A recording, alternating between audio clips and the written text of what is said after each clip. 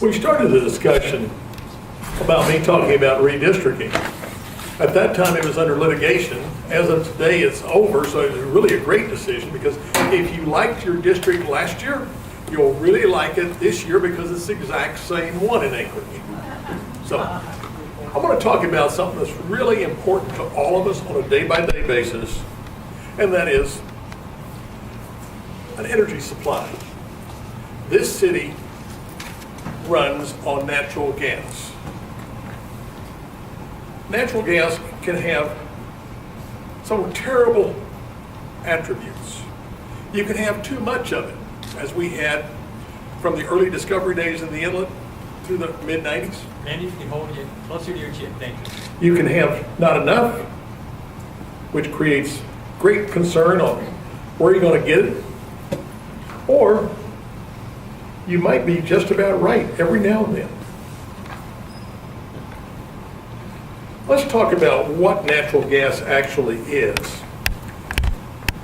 Those multiple terms there, methane, CH4, the chemical definition, the commodity, natural gas, the fuel that you buy, gas, a fuel that we're going to be dealing with in the future in this country in a tremendously important manner is compressed natural gas, likely to be a third to half the cost of that traditional product called gasoline, which in the middle of all these words seems very confusing. Then you have the other term, LNG. That relates to a special purpose. Natural gas is tenacious, difficult to move, difficult to handle. If you liquefy it, it becomes a little friendlier. Let's talk about the natural gas life cycle in a oil business, oil basin. The prize for an explorer, for a successful geologist, is to find oil. Finding natural gas is not necessarily good news. If the only thing you find is natural gas, you will never be heard of again. It is a byproduct in an oil field that initially does not have a market. The only use for it is for fuel in the field and for pressure maintenance. When we talk about pressure maintenance, I'll give you a brief concept. Pressure maintenance at Prudhoe Bay and the related cycling projects have increased production by about a third. A third of the oil came out of the ground while we kept the gas on the slope. Hugely important. Now, markets developed for natural gas, and we'll talk about the markets that developed in the inlet, because the consumer market, the commercial and consumer market here in Anchorage is very tiny compared to commercial gas discoveries. And once you have found a market, the market itself makes you find more gas. In the lower 48, after the initial associated gas and free gas was produced, we went to more distant areas, Canadian gas, offshore gas. In the 90s, we found something that was going to save America, because already, if you look at the bottom of here, we saved the consumers in 1978 by the worst piece of federal legislation ever passed. It was the Natural Gas Producer Act, which was the full-time employment for accountants and lawyers. Had nothing to do with producing gas. We tried to save our natural gas rather than use it for the entire economy. It took a long time to work past that. We found coal bed methane as a wonderful solution for shortage of natural working gas for a long time in the lower 48. But then we found something much more striking. Shale gas. The abundance of it is just incredible. There are different companies say that they have found enough gas to supply the American market for 60, 70, 100 years. We're no longer trying to meet next year's demand or year after next demand. We're now looking and that problem being truly fixed. Now, two more things come into helping us develop gas. One is technology. We've heard about fracking. We've heard about many other things that have been done to give us access to more gas, better drilling techniques, better recovery techniques. And one of those techniques that has been used in Alaska just recently for the first time is gas storage. If you have the ability to produce gas in the summer when there's no market, that's a very sad situation, because if you shut wells in, they may water out while they're shut in. So having a storage reservoir to put gas allows us to keep the field alive and have that gas for peaking in the winter during peak demand. So it's a wonderful solution to a complex problem. Let's talk a little bit about history here. 1957, we found a wonderful oil field that had incredible gas associated with it. And in the process of looking for more oil, while we found some, we found three major gas fields. The Kenai gas field, the Beluga gas field, and the North Cook Inlet.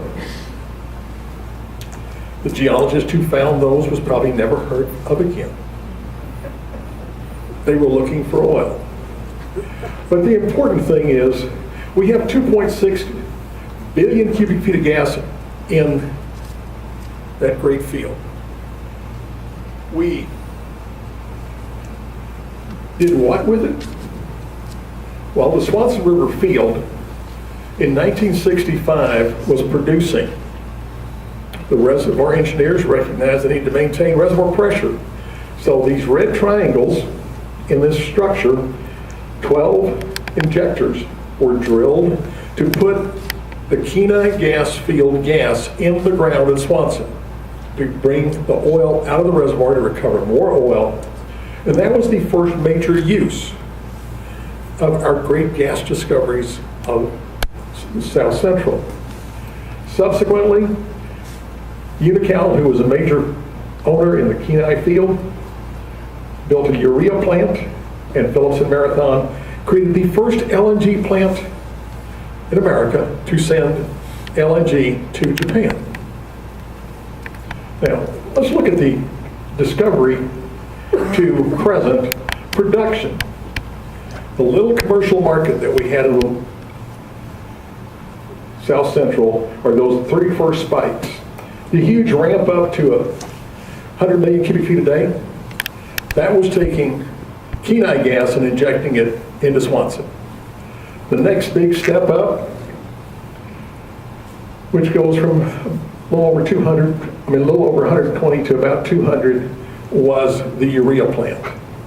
The next spike up is the export plant, the LNG plant. And then we create this sawtooth. What's this sawtooth about? That is the variation between minimum demand in the summer and maximum demand in the winter. There's a cycle for each year. We basically stayed on step, producing our existing gas through about 1991 or 2. During that period of time, if anybody wanted to produce any gas in Alaska, explore for gas, the only thing you could do with that very staunch entrepreneur would be to have him immediately confined by APIs before he could hurt himself. That changed. We finally got all the small gas fields that had been found developed, and we got into the end of Swanson River cycling gas. And then we saw in the tailing off of production, we could no longer keep the urea plant running.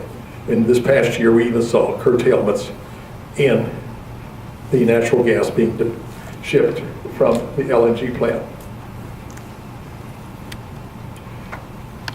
What's just happened? I'll dwell on the second item here first.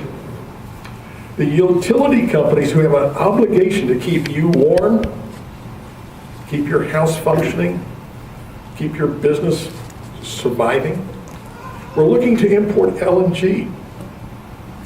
In the lower 48, we've built huge terminals to import LNG into Louisiana. With the great gas discoveries in the lower 48, those things have been converted now into gas export facilities to ship LNG rather than to receive it. Singa, that's our gas storage facility. It's online. There was a comment in the paper the other day, we haven't had to use it this year. Why? It's been warm. Our demand was sufficient so that the peaking activity can be used later. Now, we've had some great changes in the Cook Inlet. New eyes, new bank books, new enthusiasm. Assets have changed ownership. New people have come in and bought leases and looked at old geology. Geology doesn't change, it's just people looking at it change. These technical teams have added to the supply. The utility companies now have contracts for gas rather than being concerned about having problems this coming season. I think we can now say with some confidence that 2017 is fully contracted. And what we need to look forward to is then gaining a little more each year so that the cushion gets a little bit larger.